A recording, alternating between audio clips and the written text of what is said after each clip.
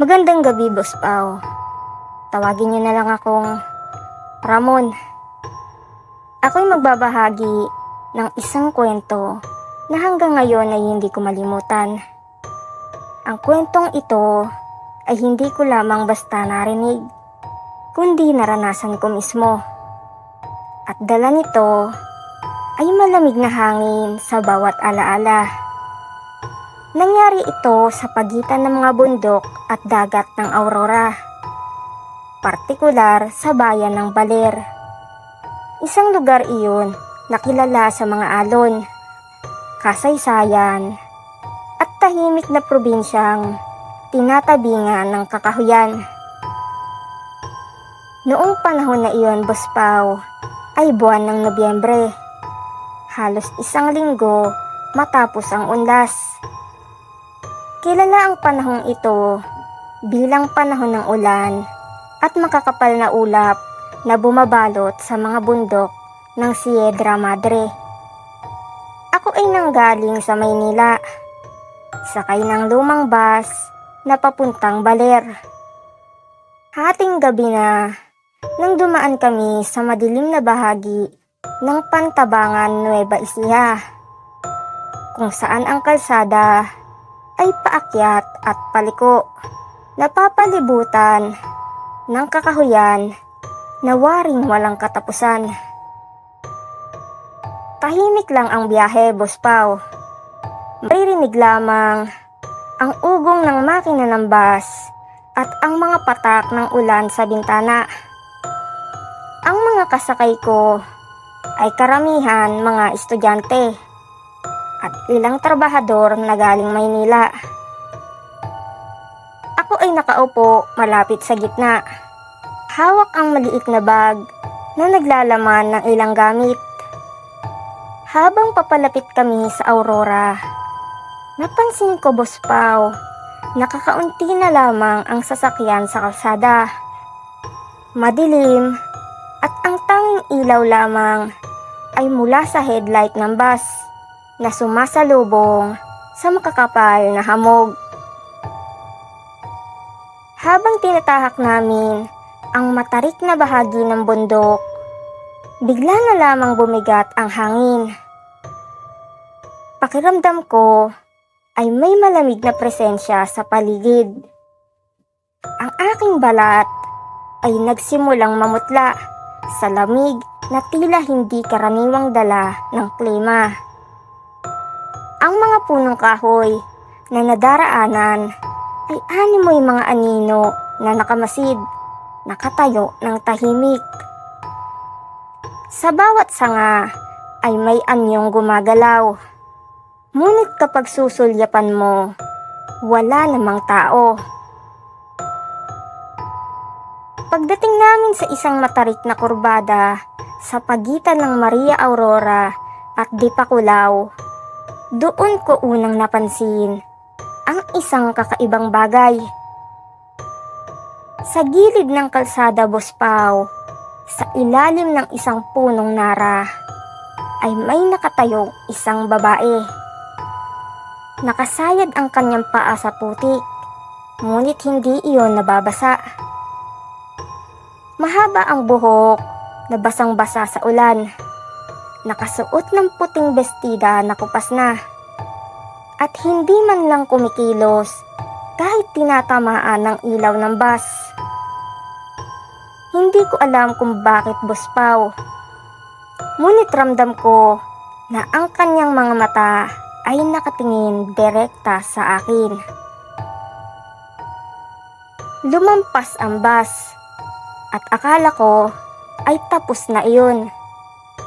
Ngunit paglingon ko sa bintana, Boss Pao, doon ko napagtanto na ang parehong babae ay muling nakatayo. Ilang metro lamang ang layo sa susunod na gilid ng kalsada. Hindi ito maaaring mangyari. Napakabilis para mariting niya iyon ng hindi nakikita. Ngunit paulit-ulit itong nangyari. Sa bawat kurbada ng kalsada, sa bawat pasikot-sikot ng bundok, nandoon siya. nakamasid, at nakatayo sa ulan. Pagpasok namin ng mismong bayan ng Baler, inisip kong ligtas na ako. Ngunit mali ako, Boss Pao. Sa mismong Sabang Beach, kung saan bumabagsak ang mga alon ng dagat, nagdesisyon akong maglakad-lakad matapos bumaba ng bus. Ang paligid ay tila napakatahimik, ngunit kakaibang katahimikan. Walang ingay ng mga aso, walang huni ng kuliglig, tanging hampas lamang ng alon. Ang buhangin sa aking mga paa ay malamig, at habang nakatingin ako sa dagat, biglang dumilim ang kalangitan. Waring natakpan ng anino ang buwan. Sa aking gilid, Boss Pao, sa may tabing dagat, nakita ko siyang muli. Ang babae. Ngunit sa pagkakataong ito, hindi lamang siya nakatayo. Dahan-dahan siyang lumalapit. Ang kanyang paa ay hindi lumulubog sa buhangin. Ang kanyang muka ay hindi ko pa rin maaninag, sapagkat natatakpan ng mahabang buhok.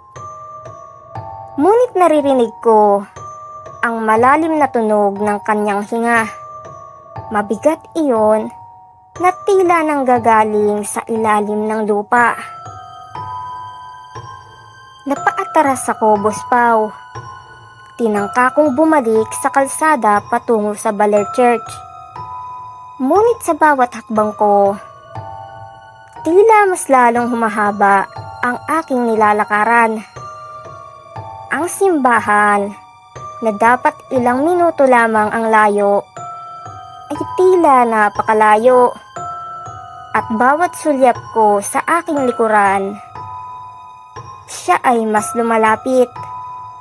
Hindi siya tumatakbo, ngunit sa bawat sandali ay naroon siya.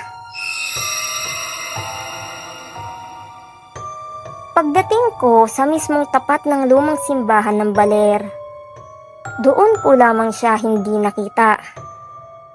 Ngunit sa loob ng simbahan, ramdam ko pa rin ang kanyang presensya. Ang mga kandilang nakasindi ay biglang nagpatay-sindi, at ang hangin ay tila nagdadala ng mabigat na bulong.